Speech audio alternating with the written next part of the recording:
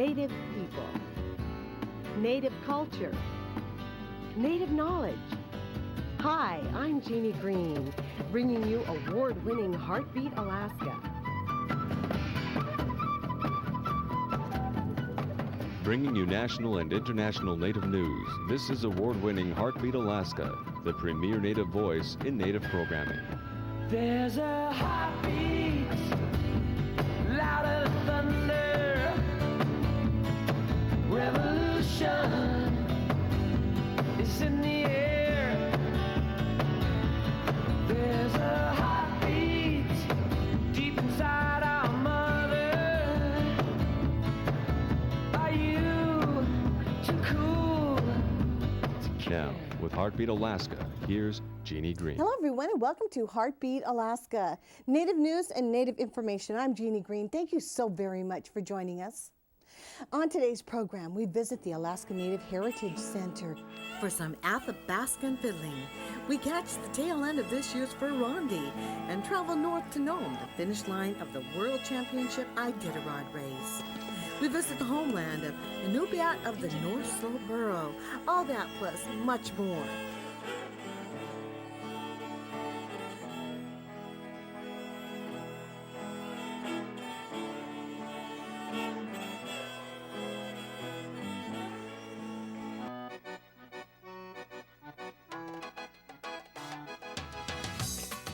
BP is proud to sponsor Heartbeat Alaska. BP, going the extra mile. Heartbeat Alaska welcomes a brand new official hotel. The Longhouse Hotel, located at 4335 Wisconsin Street, offers 4 different styles of rooms, from standard to deluxe to grand to beautiful suites. They offer complimentary 24-hour airport shuffles and other amenities. Give them a call. The Longhouse, the new official hotel of Heartbeat Alaska. Heartbeat Alaska thanks Era Aviation for sponsoring us through our stories. Era Aviation, serving Anchorage, Cordova, Homer, Iliamna, Kenai, Kodiak, Valdez, Whitehorse, and 20 Western Alaska villages from Bethel.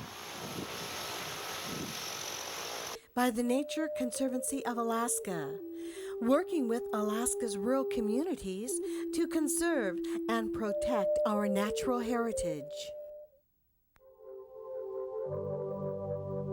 Heartbeat Alaska is sponsored in part by Chugach Alaska Corporation. The blanket toss is the thing that they do up at Barrow. That's when whaling season is over.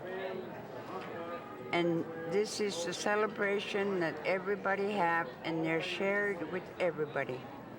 So the blanket toss is a big thing for up north. Hey everybody, up, easy, and go!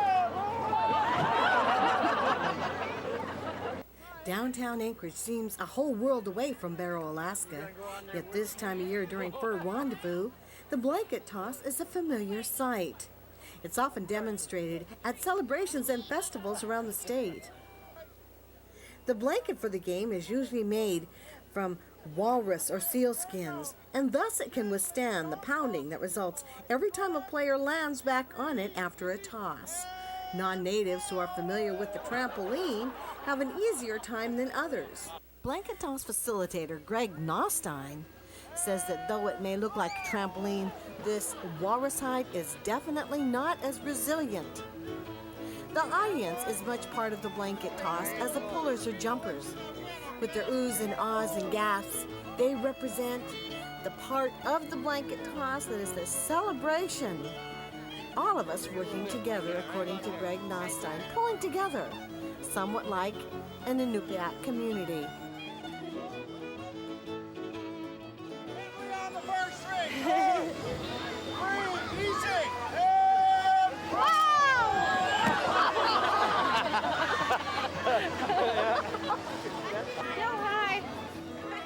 There'll be more Heartbeat Alaska coming right up. When I smoked, it was tough just taking a walk or even exercising. Dancing was difficult. Sometimes just taking a breath was hard. Now that I don't smoke, I feel a lot better. It wasn't easy to quit smoking, but it's made a huge difference in my life. Je Tachtusane, we can do it. Brought to you by Blue Cross Blue Shield of Alaska, Merck, and Alaska Native Tribal Health Consortium. From Anchorage, Alaska, we journey northward to Nome, Alaska. Gold rushes and dog races. Let's face it, Nome, Alaska is one famous city. Most people around here are familiar with the history of the area. Perhaps the most interesting history are the people themselves, like the owners of Olson Air. Well, my dad started the airlines back in the early 50s, and his grandfather came over from Norway, Finland area with the reindeer herders, and came over to help the Eskimos show them how to care for their reindeer herds. And that's how the Olson came about. And he married a native lady, and they had children, and my dad happens to be one of the grandchildren, and he was raised by his grandparents. And he became an aviator? He became an aviator. He also is one of the pictures we have in our lobby is the first airplane that ever landed in Golovin. He's about 7 or 8 in that picture, and he's standing by the first picture that landed in Golovin, which was brought in by his uncle, Pete Olson.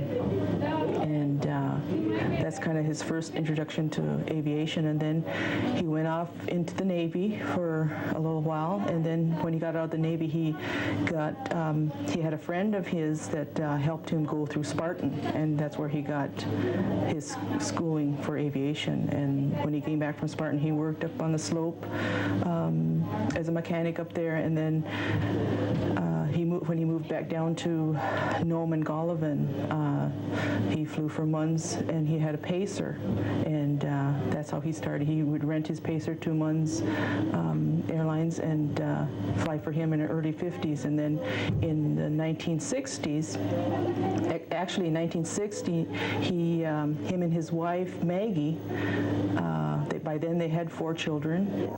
Today, Maggie owns 51% of the stock and is the matriarch of the company.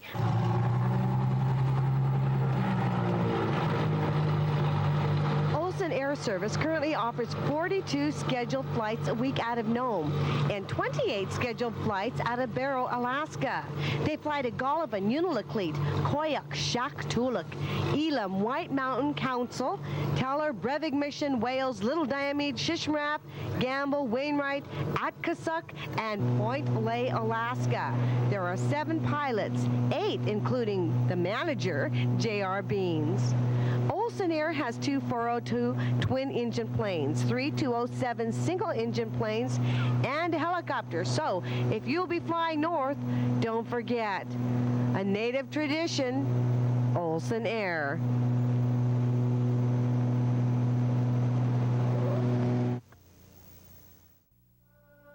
After our home almost burned down, I realized how important it is to make our house as fire safe as possible. Like changing the batteries in the smoke detector every spring and fall with a time change, cleaning the stovepipe, getting the furnace checked every year, and making sure that everyone knows the family escape plan in case there is a fire. Killimik, hurry. Our families deserve it. Brought to you by Blue Cross Blue Shield of Alaska, Merck, and Alaska Native Tribal Health Consortium.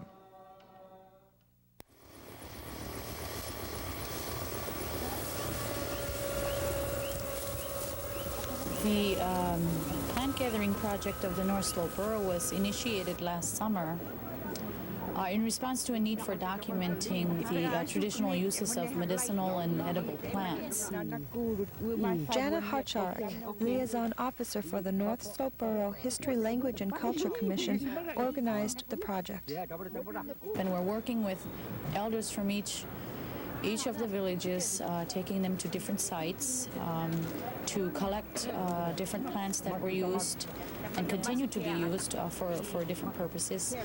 The Inupiat traditionally used many plants found in the North Slope as food and medicine. Documentation of these uses will preserve the knowledge for future generations. We documented on video, and we also took still photos. And what we hope to do ultimately is to wind up with a very nice video production, as well as with a nice colored text, I guess you can call it, a book that describes and shows what these plants are and what they were used for. Those are good medicine for bad cold.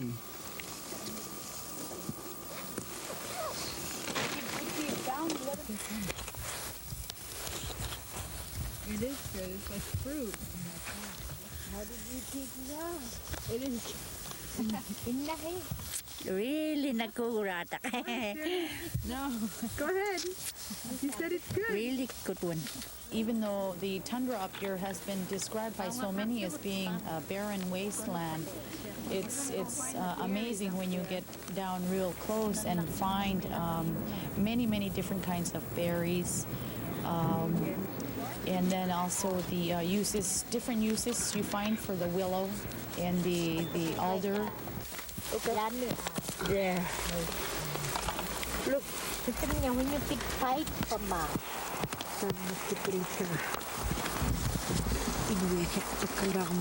willow, there mosquito. The ingenuity of our forefathers, it was real reinforcing. It's mind-boggling how people years and years and years ago, before we had any of these modern amenities, conceived of using different things for different purposes. One of them that stands out in particular is the cottony part of the willow plant, which was used for to aid in starting fires. The elders demonstrated and discussed ways that edible plants were preserved and prepared for eating. Plants also were used for making such things as tea, sweets, dyes, dog food, and for treating ailments.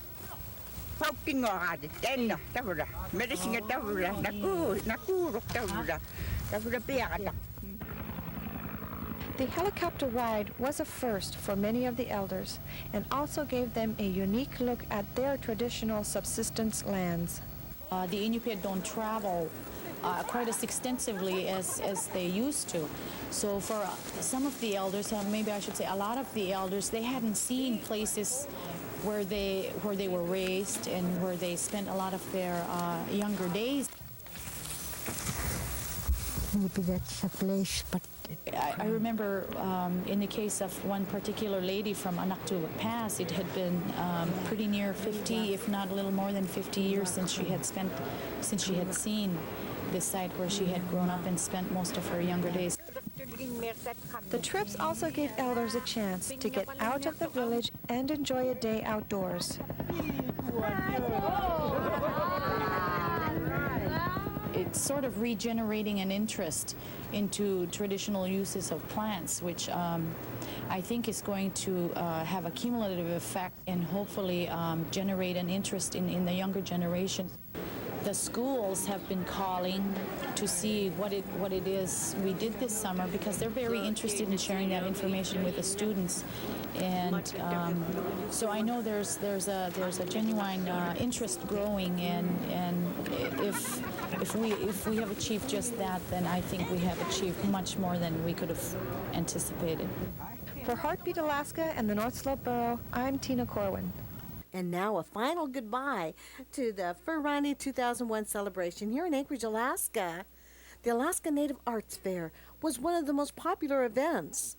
We managed to cover just a few of the booths, and here they are.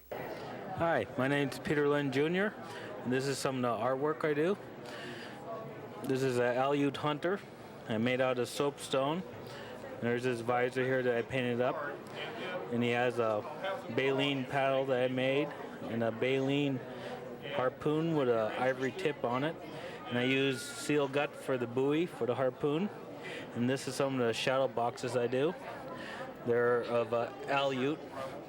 I made miniature replicas of some of the stuff that they used to use for hunting with. And then my dad taught me how to do some visors here. And this is my first visor. And This shadow box over here I made with Aleut rain parka that they use in their badarkas, they call them, to hunt with. And it's got the seal fur on it, and it's got the thread, colored thread that they use to decorate them. And there's a little throwing dart that they use to catch their animals that they hunted with. And then there's a water pump and a little visor. The ivory carvings that you have seen in here some of them are made from caribou horn and the moose horn, and the lighter color, just like that one right there, is made from ivory. It comes from the Wawas, and these are fossil ivory that they picked from down by the ocean, that it have aged as the years have gone, and it turned to beautiful color. So everything that you see on this table is what the natives do to make a living sometimes. And everything that you see is all made by natives. The baleen is from bowhead whale that the people get, and they make some stuff out of it. I've been doing this baleen work for years, and I learned it from the old timer. And you can make good stuff out of it. It comes from a bowhead whale, and then this is the art that they do years ago, and that's what you call baleen basket. And the handle is made from the ivory. Hi, this is Lula Wasley. I'm from Togiak.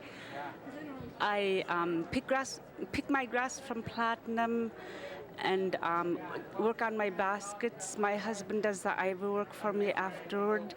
I really believe the Lord has blessed me with the ability to come up with nice even stitches like this. So let's see. What else was I supposed to say? I was supposed to say hi to somebody? I think I'm supposed to say hi to everybody in Togiak. That's where I'm from. Hello. I say hello to my mother, Lucy Beaver, my daughter, Carrie Swanson, and her husband, and two boys, and my boys in Bethel, Howard, Moses, Franklin, Oscar, Peter, all of my friends in Bethel, too. This is the muklak I'm selling today, and this is the slippers. My daughter make this, and the dolls, and my mother make the muklaks. Lucy Beaver, and these here, Lucy Beavers. She's 87 years old now in Bethel. How long would it take to make those? I don't know my mother how long she make that, but I make this one for 4 days. Yes. Hello to all of you. Hello, I love you. We'd like to welcome a new sponsor, tribalnews.com. I recommend this website to you. If you want to find out what's happening with Alaska Natives and Native Americans, you will not find a better website anywhere in the world. That's tribalnews.com. For all of us here at Heartbeat Alaska, God bless you. Have a wonderful week, and we'll see you again next week.